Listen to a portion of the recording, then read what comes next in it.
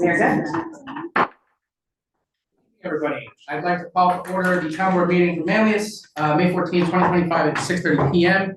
As always, we are virtual. We run our Zoom meeting while we run our meetings in person. If you're interested in joining via Zoom, you can always check the instructions at the top of each of our agendas. We're also live streaming to Facebook and to YouTube. Next up, I would ask Deputy Supervisor Bollinger to lead us in the Pledge of Allegiance. Allegiance to the flag of the United States of America and to the republic for which it stands, one nation, under God, indivisible, with liberty and justice for all. So we had no signups from open podium, so we'll do a show of hands, and then if there's anyone in Zoom who would like to speak at open podium, please use the raise hand function. So anyone here for open podium? Okay, no one in the room? Okay, so we'll move right along. So first up, we have a public hearing on the bond resolution for the Highway Department additions and renovations. Do you want to lead us into that a little bit? Sure. We have a little graphic to go with that. So essentially, the public hearing is still open. So this is for the bond resolution to make it possible for us to borrow money to pay for the renovations and the additions at the Highway Department. So that is what is under consideration right now. It says parking garage, but that is not accurate. It's actually a highway garage. And that's the, and so the environmental review is done, and we have had legal review of this, and we have a bond resolution to consider this evening. And I guess right now, if there's any other public comment, we would welcome anybody who has public comment relative to the bond resolution for the highway. If you could go to the next slide. Sure thing. So there was a question about how the money flows. And so the first part of this, we paid for upfront with our own money. But we did do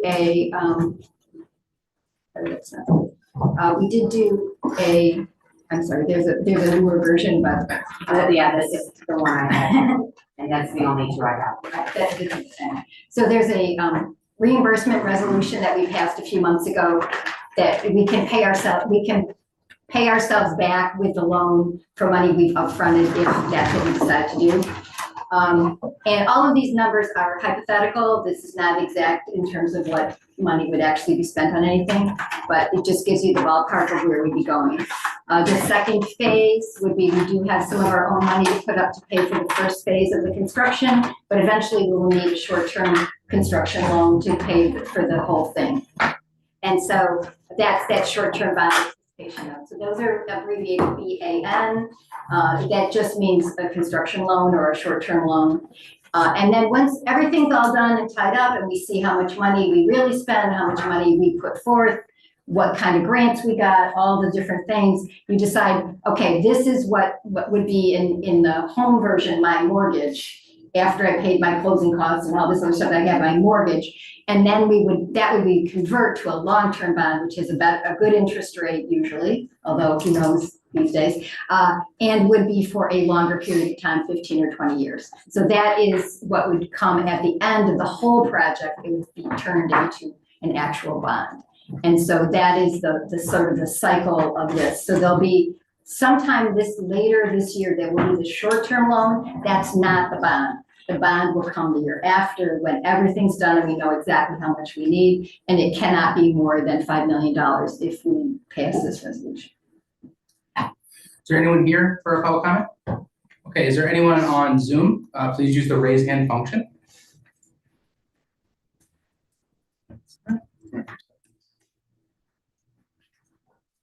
So I'll make a motion to close public hearing. I'll second. Okay, all those in favor? Aye. Opposed? Okay, motion carries. So I would like to make a motion to adopt a SECRA State Environmental Quality Review resolution as prepared, finding that the project will not result in a significant adverse environmental impact. I'll second. All those in favor? Aye. Opposed? Okay, motion carries.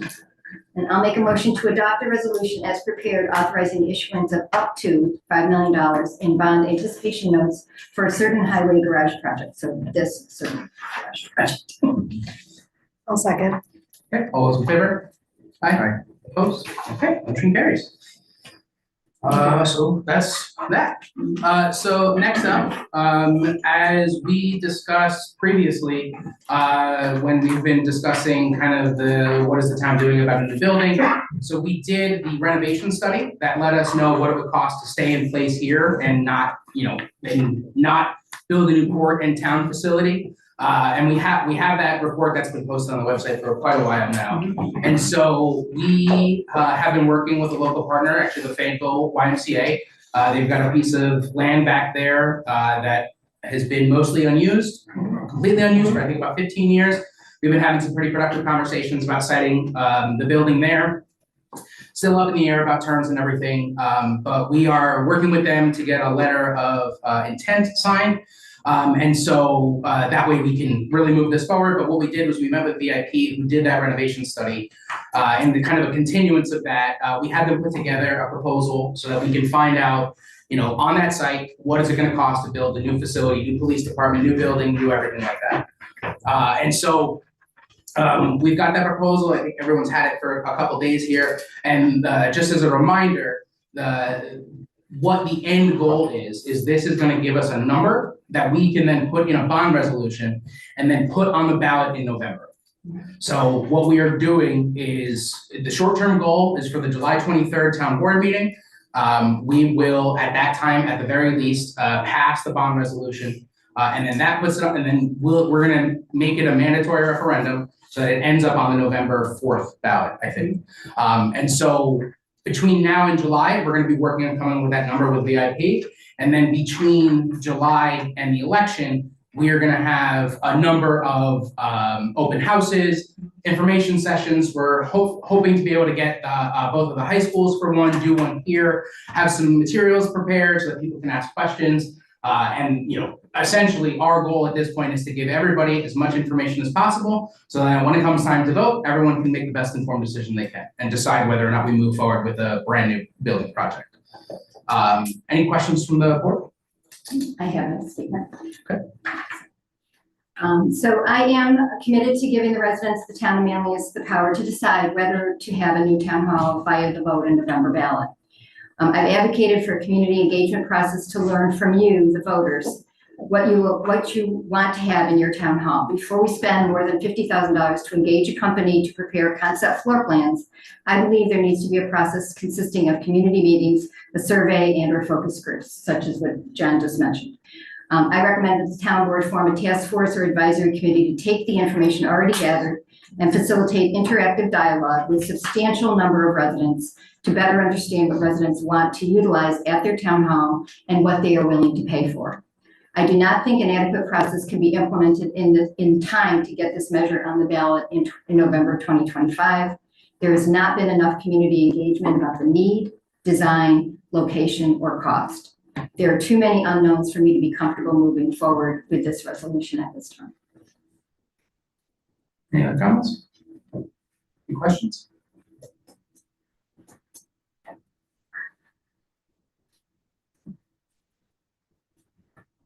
Motion to authorize supervisor to sign the proposal for pre-referendum services with VIP in the amount of $51,150, subject to legal review.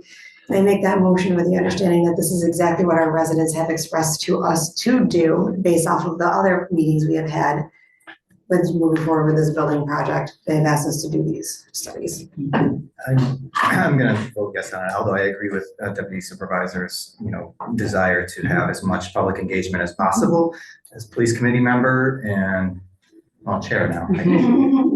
This has been a topic of recommendation for the many years that I've been on the committee. The CALEA assessment references it.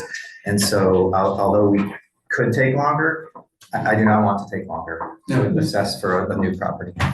What I would say is that when I at least joined the board, this was a project we inherited from the previous administration.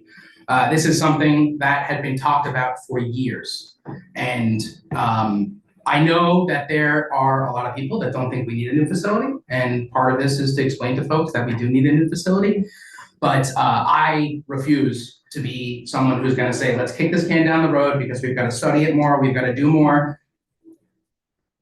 I have been working in this building almost every day for 3.5 years. I have talked with every employee we have about the conditions they're working under. They are unacceptable. And what we are doing is we are finding out the number so that the town can decide. On the other side of that, we will be working diligently to ensure that the building that is built is the building the public voted on or did not vote on. So with that, is that a second from you? Yes. Any comments? No. Okay, all those in favor? All those opposed? Okay, motion passes. Next up, we've got the request from the police department. Do you want to talk to us a little bit about it, Chief?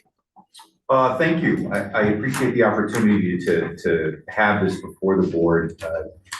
What I am asking for is support in order for us to obtain some specific video redaction software.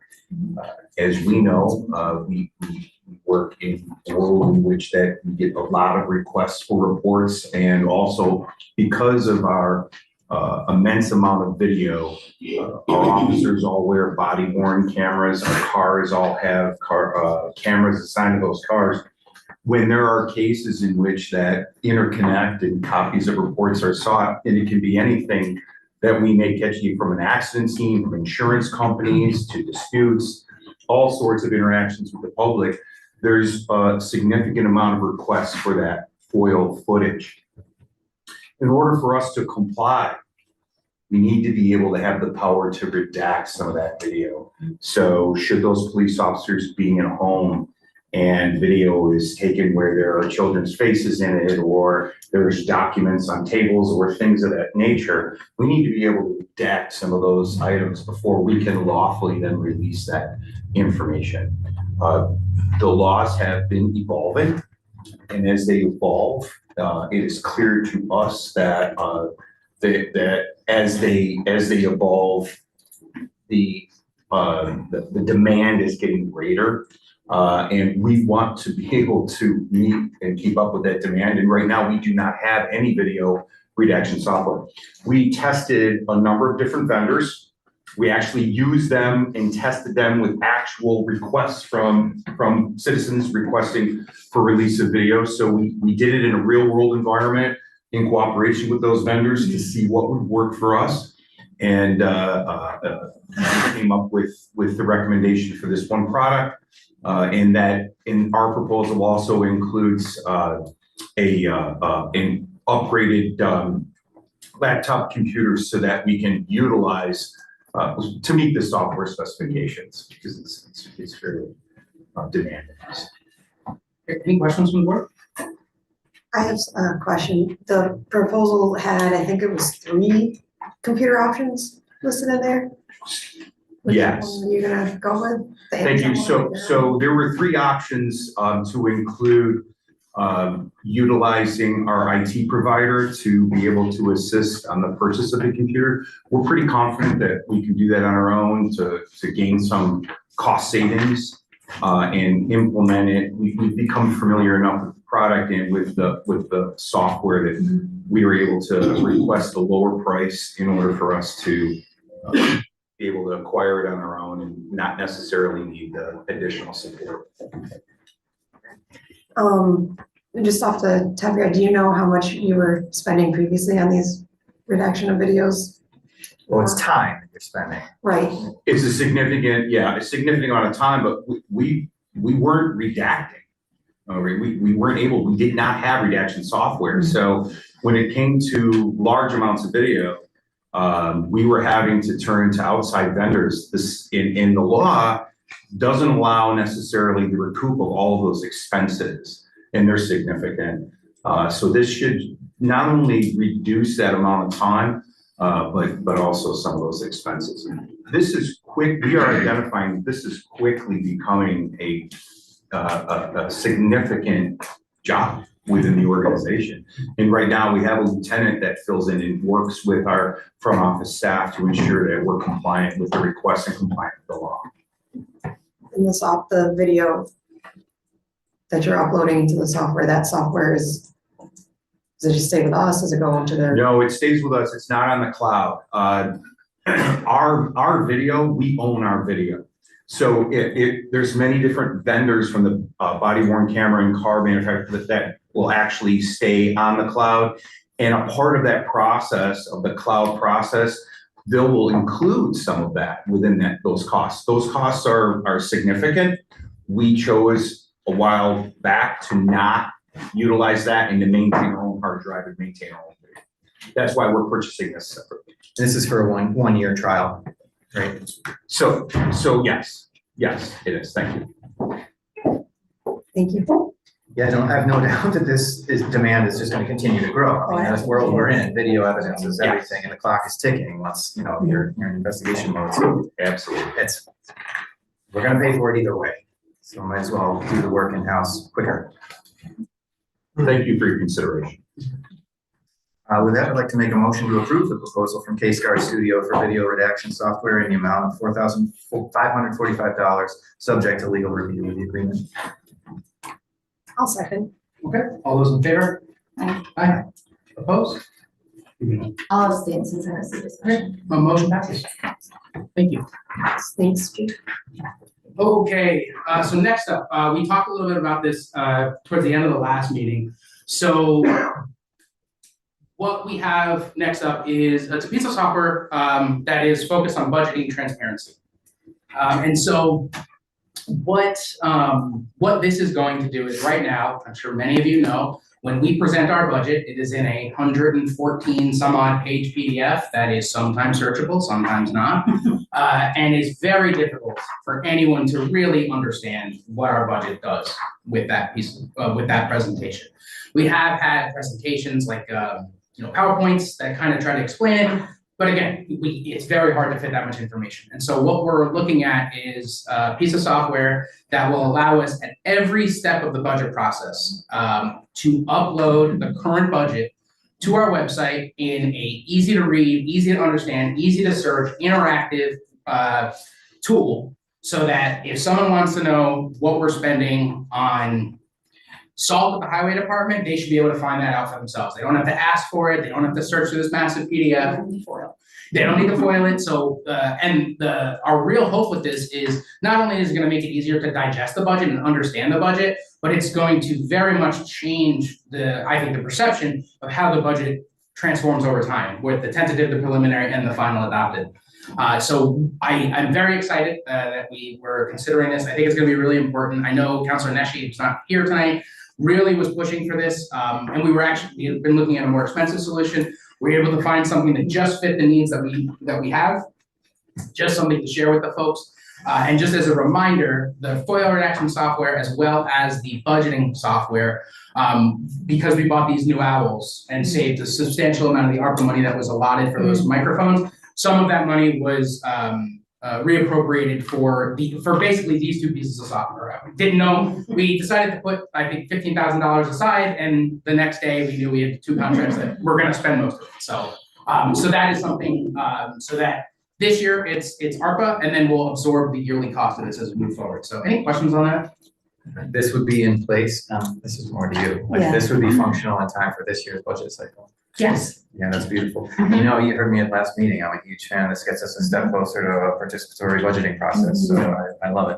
Yeah, and I'll get a chance to look at it and play around. So John, just one question about the original more expensive software that we were looking at allowed for public comment on specific areas. Yeah, so this is a little less, Yeah. but the difference in cost was pretty substantial. But that being said, what we'll do is, so one of the nice things too is department heads, anybody working on the budget, we can put pros in, we can do explanations, we can put links to send emails and things like that. So even though it's not going to have like I want to comment on this piece, I think we'll be able to, especially when it's cleanly organized, to, if someone wants to say, hey, I have a question about, this line item out of the DA fund, I think that path to getting that question answered is going to be a lot shorter. Good, so we'll still use the info@townofmanlius.org email, and people can reference very specific. And I think even so far as we can format the links so when you click it, it like sets the subject for like budget question. 2025 preliminary budget. So we should be able to streamline that as much as possible. And then obviously to, tell people they can call, they can. But I think once they can say, it's line 3, the third thing over, it's gonna be a lot easier. Yeah. Thank you.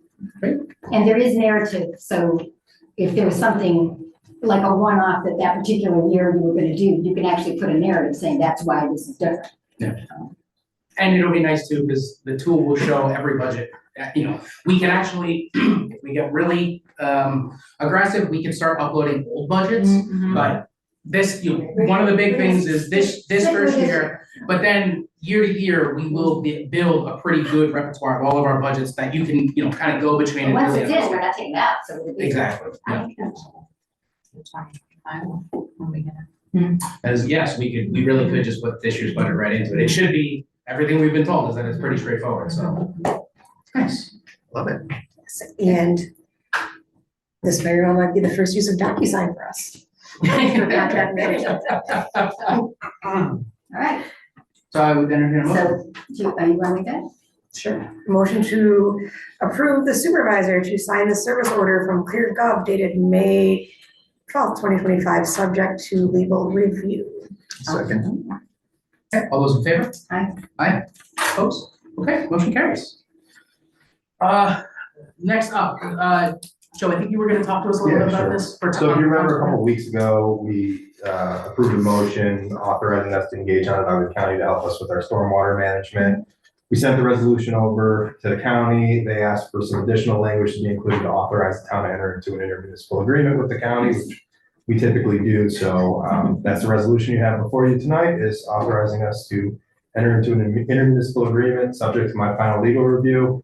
Apparently, they need this resolution to then prepare the IMA to then give back to us. So I don't have the IMA yet, but it is subject to my review, so I'll make sure it's The consistent. scope of engagement doesn't change at all. Yeah. This is a Provided little doesn't change circular. at all. It's just A procedural. little bit of additional work, but I think we're all on board with having the county assist us with this. Yes. That's what they're supposed to do. And for everybody to know, the MS4 is very much of a community-wide, all the Yeah. municipalities participate together, because water doesn't know where the line is. So we have to approve this for them to then send you the IMA. Correct. Then it's gonna come back to us again with something else. No, because we're authorizing us. I don't want to say no, because, hopefully not. Did you send it out? You just never know these days, right? So I'll make a motion to adopt a resolution authorizing an intermunicipal agreement with Onondaga County to assist with stormwater services. Second. Okay, all those in favor? Aye, opposed? Okay, motion carries. So next up, we need to set a date for the Consella Quarry, natural resource removal permit. Oh, sorry. I was looking at the motions. William's next. Oh, where are we at? Oh, Yeah, sorry. your manager. Somebody pay attention. Okay, so the deer management program this year ran from January 1st to April 1st. Just run down quickly, it's posted on our website and everything, so just the highlights. 53 deer removed this year, which is down from an average of 75 over the previous 3 years. Again, this suggests that we're achieving a healthier herd to habitat balance. I itemized this year as opposed to previous years. 25 were removed from the Village of Fayetteville properties, 28 removed from town properties. So that indicates our participation is substantial and meaningful. And again, successful with minimal conflict with property owners or the general public. 1,376 pounds of venison donated for distribution, providing approximately 4,128 meals. Most of the recommendations that have been made were followed. Our survey of resident satisfaction with the program via the town's website achieved a much higher level of participation this year as opposed to previous years. I think we got about 50. That's the highlight I really want to bring to the board. The stats are in the report, but this public survey included 50 respondents this year, which is a lot more than typical to our surveys. And 17 of those were interested in having their properties considered for inclusion in the next program, which is important because that's one of the chief recommendations. You can't achieve much success with the program with the very limited options we have for intervention. And 14 other property owners were interested in more information about it. So that's really an overwhelming positive report on the activities. There was 40 deer-involved vehicle collisions, which is one of the metrics that are recommended of being tracked, in addition to, anecdotal stuff, ticks on your pets and on yourself, which we'll get to in a second. But a smaller percentage of the total accidents were deer related, which again suggests a healthier herd to habitat balance. There's less contact between vehicles and deer. And then, let's see, the actual results are in the document as well for perusal, but overall, the anecdotes from the public survey kind of indicate that the program is operating and functioning as it should. People are seeing roughly about the same or less number of deer on their property. Again, it's anecdotes, but what's being reported is about the same or less deer on their property. About the same in terms of damage to foliage, which is another one of the items to be tracked. And then more or less number of ticks on your household members or pets, and overwhelmingly folks said about the same. That's not good news. We still live in a very tick-friendly habitat. And then again to the collisions or near collisions with deer on the roadway, self-reporting anecdotes from the public about the same this year. So again, this all points to achieving a better herd habitat balance, because deer are going to live here. They're not going to go away. And a number of calls are about trying to liquidate or eliminate deer entirely. That's not a reasonable request, but achieving a healthier balance is. And I think the results this year indicate that the program is having that, meeting that outcome over the years it's been in place. That's it. Any questions on that? Anybody? So the goal is to expand more into the town, because the village is kind of tapped out. Village is tapped out. So yeah, more town properties for consideration. So as we sit here today, our USDA contact has the property lists of interest to evaluate. Most of them will immediately be eliminated. There's just not any possible way to do it safely in those areas, but some of them will be under Have consideration. we had conversation with the village of Manlius? Extending that way? We as the town have not, USDA has. Yep. Thank you. Sure. Okay, so next up, set a date for a public hearing for the consolidatory natural resource removal permit.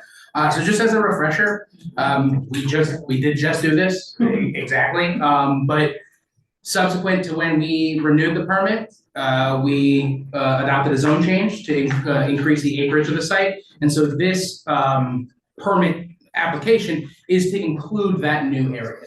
And previously, when we discussed this, we had talked about a couple of other things putting in the permit, looking at hydrology and some other things that might make sense as we update this permit essentially. So I know Attorney Sutphin is working on this with us. She's got the notes from the last meeting and the other meetings that we discussed this at. So the hope is to get this amended the way that, with the suggestions that we have in time for the public hearing, so that we can then have that conversation and then be able to, whether we keep that open or not, but the goal would be to make the changes we were talking about and get the permit adopted. So any questions on that? And then? So I'll make a motion to set a date for public hearing regarding consolidatory's natural resource removal permit application, which is very fast, for May 28th, 2025 at 6:33 p.m. Second. Okay, all those in favor? Aye. Opposed? Okay, motion carries. So then next up, another thing we've seen. So this is an update or amendment to the PUD for the hybrid senior apartments, otherwise known as Garden Park. I don't know if you've got the whole crew here. Is there anything you'd like to share with us, or? Thank you. If you want a brief update on. Yeah, if you want to just tell us what the changes are, I think that would be great. And the other thing I'd just like to clarify, if we're changing the name of it, we should change it everywhere, so I just wanted to be clear if we were going to do that. Oh, okay. Terry, do you mind sharing my screen on the iPad on the? He's promoted to a panelist, right? Beautiful, thank you. You're welcome. So you're the iPad? Yes, sorry. All right. So we had the benefit in our project over on High Bridge, adjacent to the Brookdale facility, to embrace a new process with your newly appointed planner that was able to review our project and have that first, kind of level of feedback to evaluate our project submittal and try to implement some of the recommendations that they implemented. So it's great to have that experience and knowledge at the table to offer some valuable feedback. And these changes basically came out of that discussion that involved not only that individual, but the town engineer and supervisor was also in that meeting. So trying to be as responsive as possible to some of those recommendations. The list of changes, one of them being, would it be possible to increase the number of residential units within our building's footprint? Well, we don't want to go any higher. We don't want to do anything else in terms of volume, but is there a way to contain or include additional, units? So the way that we did that was we enlarged kind of the upper floor plan, still being set back as it was previously approached, but reducing the square footages on the units so that we can increase the quantity and not just dramatically increase the area, right? So we really looked at scaling down some of the larger units that were especially on the fourth floor. And then a second way that we came about this was the drop-off element, and I believe I have some drawings here, which might be easier to kind of look at here. So this entry element to the right, you see that there? Yeah. So what we did there, that entry element was slightly pushed back into the building. And what we did was we brought that element out towards the circle. And the second comment that the planner made was, is there a way to engage that drop-off circle to have more amenity space for the residents so that they're not just facing the rear of the property, but maybe have some exterior space towards the front of the property. And we thought that was a great idea. So what we did was by extending this over, now your drive aisle in the parking lot is completely covered. So you have technically 2 lanes to be able to drop off and have residents be under more protection underneath that element. And what it also resulted in was engaging the monument sign that was more of a vertically oriented detached monument sign. We brought it into this low stone wall to engage kind of that extended piece. So we thought it was a really nice way to kind of integrate that item. So in order to make these changes and increase the quantity of units, we also needed to take a look at the parking requirements, right? We want to be limited on only providing the parking that's absolutely necessary. We haven't increased the units. We know we didn't want to increase the amount of asphalt and area. So what we did was we did a little bit of research on other senior living facilities, including the one that's located on North Burdick Street here in the town, and noticed that the parking ratio there was lower than the one that we defined in our initial PUD. So what they've included and what we've reduced to is 1 parking unit for every 1 bedroom unit, and then a 1.5 parking units for every 2 bedroom units. We noticed that their use, even in the 2 bedroom modules, did not require 2 full spaces. There was a blend of some of those units really only needed a single stall, and some of the 1 bedrooms didn't have a car at all, right? And they used more, other alternate means of transportation. So we've matched that quantity to be able to reduce the amount of parking. And again, I think we are still holding on to the ability to bank some of those parking spaces and build out even less and expand and only serve the need of our resident population once they're there and the project is built. But the standard has been reduced in our proposed here.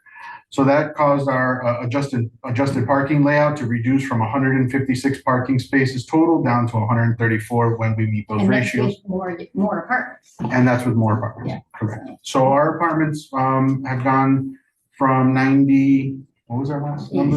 86, sorry, 86 to 102. So we were able to get that increased number by minimally growing the footprint and definitely not going any taller in this as well. So the other minor site revisions were just stormwater management and layouts, things that the town engineer has already kind of seen in the proposed and they've been accepted and by him in terms of the approach. But in terms of PUD modifications, those are really the points that have come up. So we're requesting that the board accept that modification so that we can hopefully move forward with the project. So any questions on that?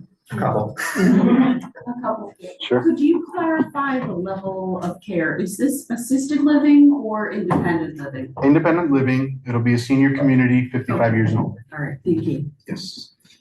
That's related to one of my questions. Thank you for answering that. 55 plus, is that 100% of the units have that age? Yes, except for, we're gonna leave a bit of a caveat only because we've allocated some of the affordable units to the caretakers or the family members of the residents May next or may not door, be 55. who may or may not, but they want the proximity and are coming from out of town. So we want a little flexibility with some of those units. Gotcha. But everyone that's not assigned there is the 55 or older threshold. Okay, thank you for that. Can I ask another?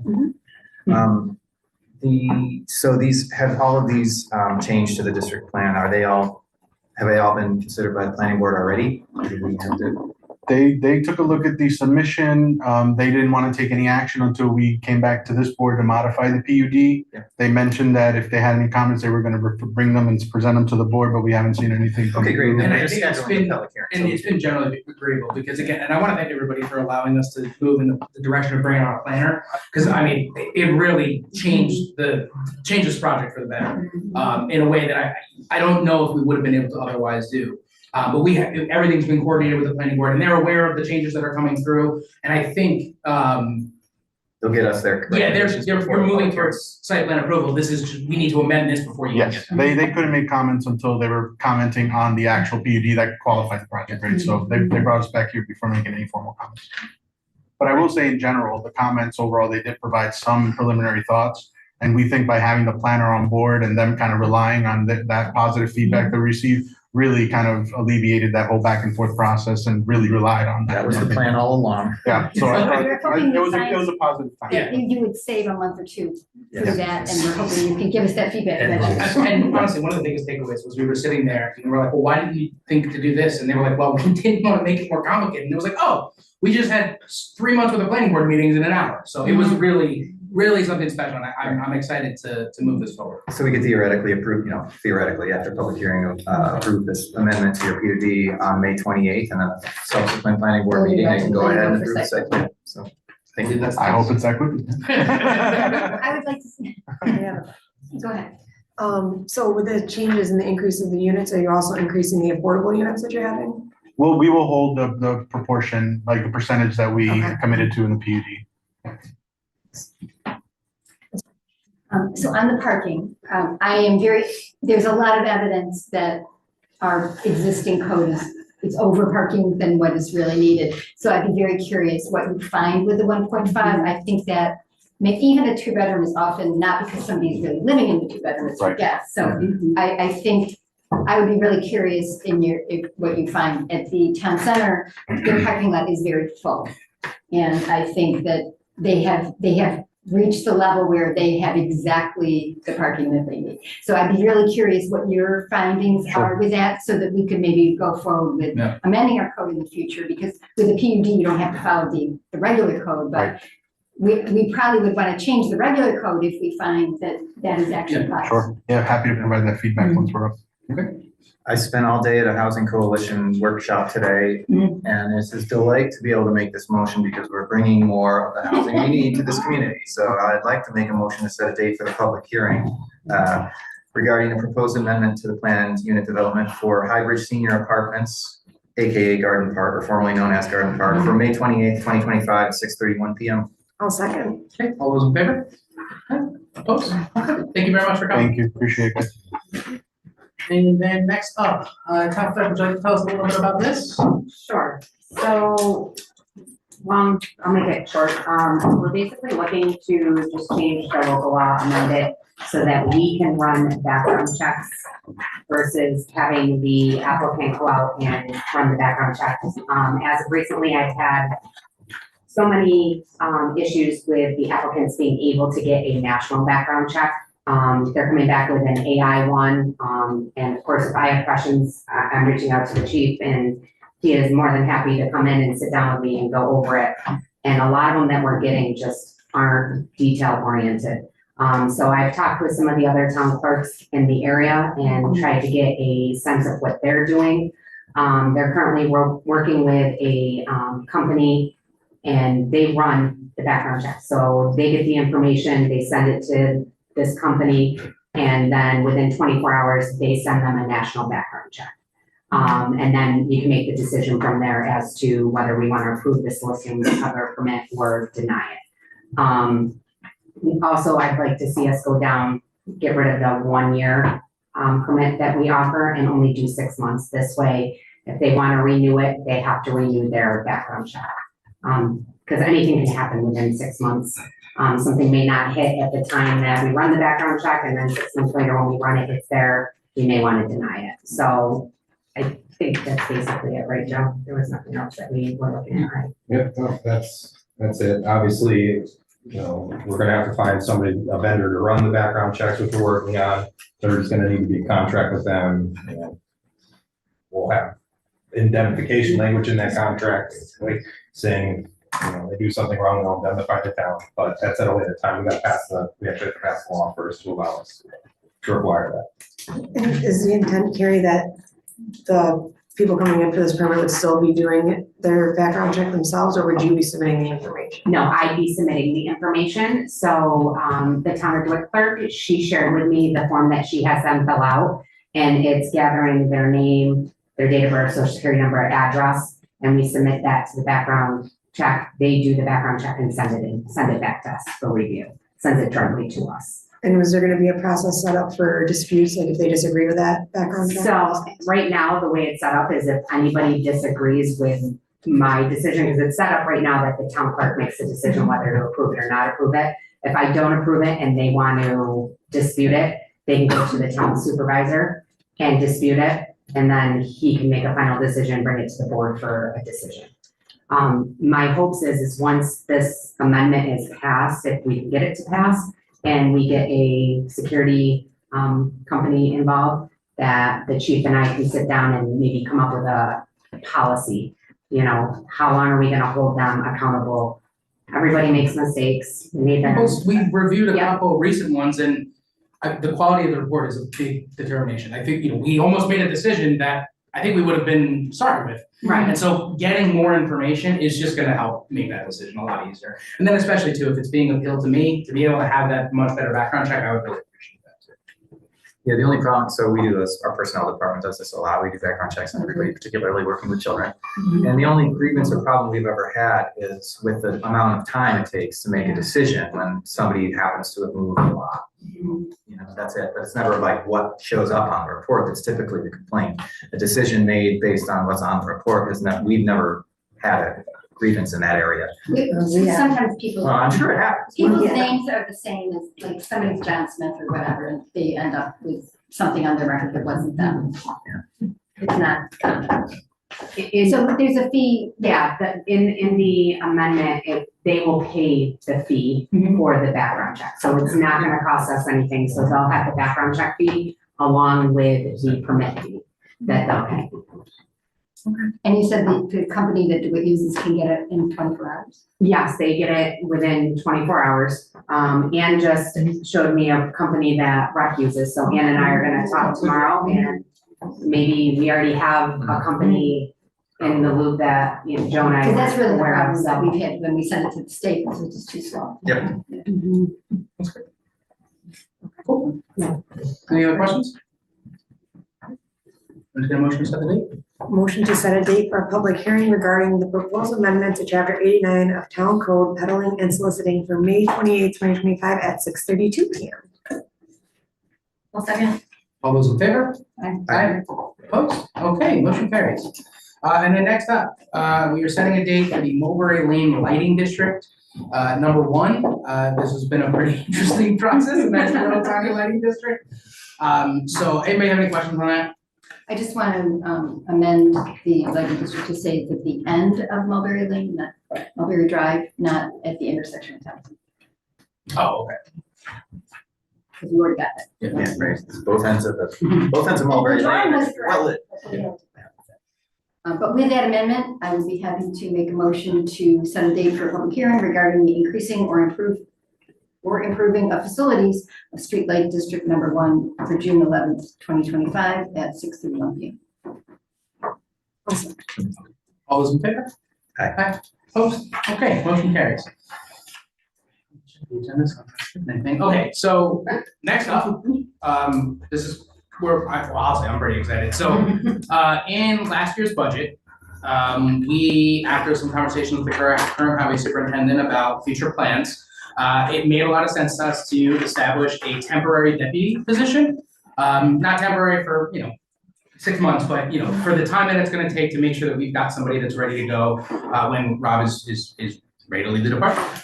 And so what we did was we put a job posting up, we had a couple applicants, we did one round of interviews here at Town Hall, we did a second round over at the Highway Department. Honestly, I think every interview was really great. We, The candidates were good. yeah, we had some internal folks apply, really good conversations, especially to understanding the desire of some of our folks and where they want to be and where they want to develop. So we've had some conversations too about making sure there's opportunities to grow and expand in those positions. So really, just a really phenomenal process. And I will say, really happy that Mr. Robert Hall accepted the job offer.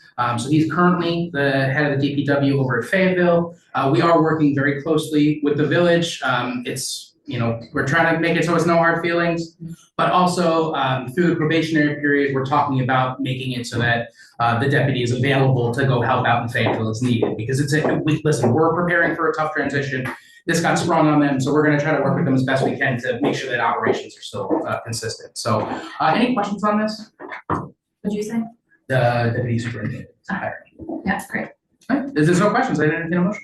I'll make a motion to appoint Robert Hall as the deputy highway superintendent effective June 2, 2025, with an annual salary of $75,000. And that money is already in. Yeah, right. All those in favor? Aye. Opposed? Great, motion carries. And then next up, we're gonna have a motion to hire Leah Cushing as part-time deputy clerk. So this is, we've had some shifts in the kind of joint planning and clerk's office. And as things have kind of settled, I've been talking with the town clerk quite a bit about making sure we have the capacity that we need, not only to get through everything, but to make sure that people can take their vacations and, really just operational level stuff. And so I will admit, I was pushing for a full-time clerk, but after some conversation, Carrie did suggest that a part-time would make a lot of sense, especially as we get into the busy season back there. Anything you'd like to add? No, basically Leah's gonna come in, she's gonna help us, a few days a week with lunches, so that we're not just leaving one clerk there, whether it's Lisa or Tina. And then she's also gonna have the flexibility to help when two of us are on vacation. She's gonna adjust her hours so that she can come in and help with that, so we're not just leaving one person there. Because when we leave one person there, we gotta close the office for 45 minutes, because they deserve a break too, so. The hopes is actually come in and just kind of give a little bit of relief and help with some of the projects that we have going on during the downtime. Great. Any other questions? And in terms of, that was budgeted for. Yes, that was budgeted for this budget. Okay. Wasn't it budgeted as a full-time position originally? No, I think So wasn't there- originally it was, but I think we changed it, or I think Yeah, I think Johnny right had changed it towards the to a end, we changed it to a part-time. That was when she convinced me. Okay. I wasn't trying to say that. We're saving. Yeah. So motion to hire Leah Cushing at a rate of $22 per hour for no more than 20 hours per week as a part-time deputy clerk effective June 16, 2025. Second. Okay, all those in favor? Aye. Aye. Opposed? Okay, motion carries. So next up, we've got some budget adjustments. A couple of those. I'll make that motion to approve the budget adjustments in the amount of $7,244.99 from account A Fund 5.1010.400 Town Board Contractual into A Fund 5.3120.405 Police Information Technology in the amount of $2,699.99. And also to A Fund 5.3120.446 Police Maintenance Contract in the amount of $44.54, which is the redaction. Also, one at a time, right? I'll second. All those in favor? Aye. Opposed? Okay, motion I'm carries. so excited. All right, let's also move to, I move to approve a budget adjustment in the amount of $2,503 from CM3, Just adding. We're just adding money. to both of these accounts. Yes. Yes, okay. So we're just adding 2,503 to CM3 4.3013 EarthFest donations and approving a budget adjustment in the amount of the same, 2,503 to CM3 5.6791.401 EarthFest expenses. Right on time. Yes. EarthFest is Sunday. I'll second. All those in favor? Aye. Opposed? Okay, motion carries. John, Yes. I'm sorry, Joe and I just noticed, I transposed the numbers for the first one. It should have been $4,545. I was right, and I asked her about No, that. I thought you meant Yeah. only splitting it, that's what I Yeah. thought you meant. I think I transposed the numbers on that. All right, I'll quickly re-motion. Sorry. Well, so we could just amend the motion, Can I right? have a motion, please? Well, I think so we made a motion, just to clarify, we made a motion earlier on the full redaction software. And I think the motion was for 4,000. 545, which is the correct amount. No, I think, well, we're transferring over 7,244.99. I think that's the correct amount for the full redaction software. 7,000. We're putting it in two places, so. Well, I think the additional is the cost of the computer. Oh, no, Joe's, he is correct. I was looking down at the bottom where it gave an estimated total of 4,545.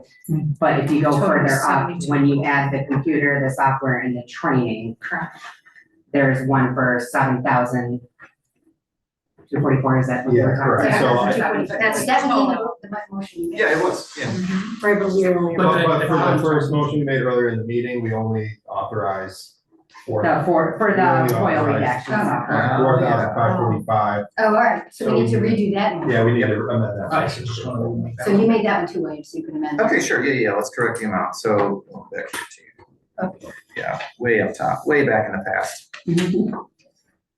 Here we go. So in this case, we're gonna revise our motion to approve the proposal from Case Guard Studio for video redaction software in the amount of $7,244.99, subject to legal review of the agreement. I'll second. All those in favor?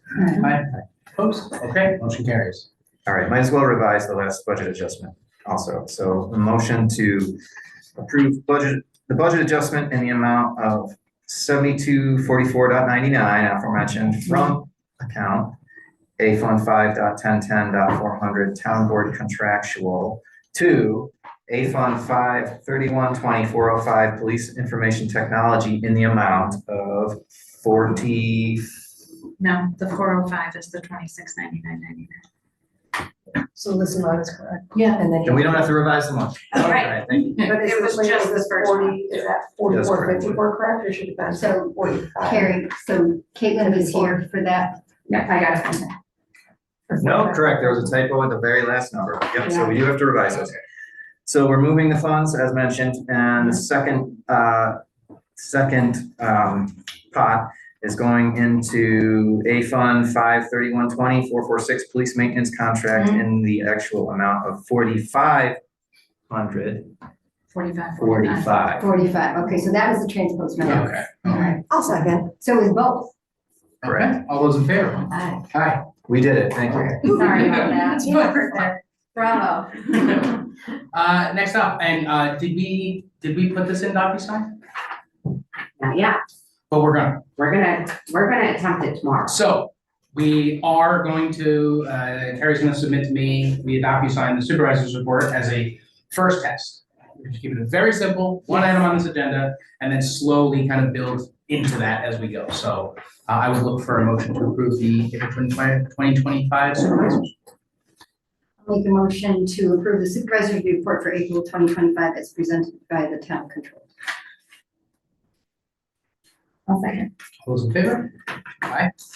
Opposed? Abstain. I Abstain. didn't get a chance to review that or the abstract today.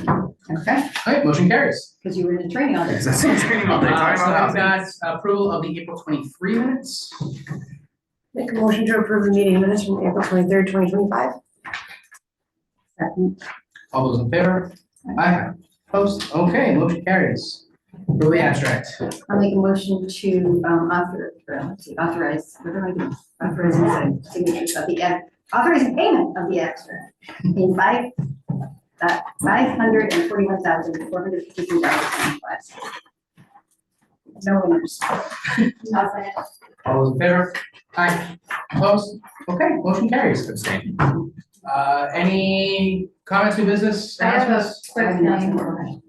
nothing. There's a conference that I'm hoping you'll all permit me to go to coming up here in June on economic development and workforce development that's being put on by New York Workforce Connect on June 10th at SU, and it's $175 for me though.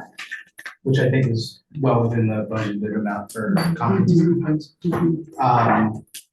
So I what we'll do is anybody want to comment that we're not in favor of that? Because we can just process it the normal abstract. Okay, Okay, If good. Mike also wanted to go, would that be fine, if there's money in the budget? What I would say is if you could just send kind of like a proposal email to everybody and just give everybody an opportunity to weigh in, but then we'll pay for it on the credit card and we'll cover it in the next session. Okay, but generally speaking, no one's opposed to the idea. Right, I've seen that, it looks like a good program. Yeah, it was relatively cheap, all things considered. Yeah, and they've got people coming from Micron and all sorts of different like agencies and municipalities from across the state, so I think it'll be very relevant to what we're trying to do here. That's great, thank you. Thank you for being proactive. Sarah? I just wanted to announce that the Comprehensive Planning Steering Committee, which does an annual update, the annual update will be June 12th this year. Anybody interested in how the comprehensive plan is coming is welcome to participate.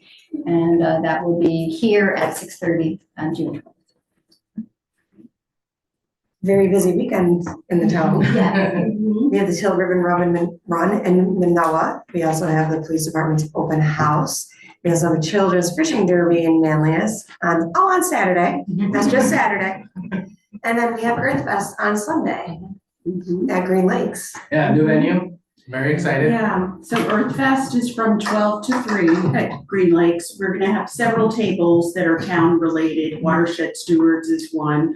We have the age-friendly table with volunteer support. And we're launching our survey to get input from the public about their needs as they age. So Great, that good will- use of it. And the website, as of today. Oh, yeah. it's not, Okay. yeah. So also I have to thank the community volunteers who are on the Manlius Watershed Stewards are doing a tree planting for erosion control Saturday morning also. It is a very busy weekend full of vibrant volunteer activities.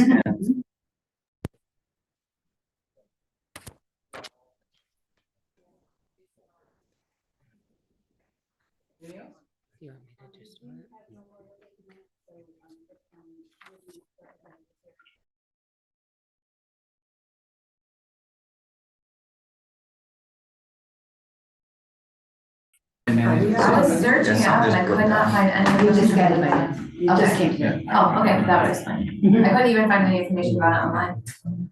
I saw like Do we two. lose, yeah, we just blipped off the meeting. do we lose video, Karen? Yeah. I saw a red light flash and everything went off. It's like. Red lights are never good. Any other announcements, new business? I feel like there was something else and I can't remember what it was. I entertain a motion to adjourn. Second. All those in favor? Aye, opposed? Okay, have a wonderful evening, everybody. Thank you. Thank you. Going to Manlius next week.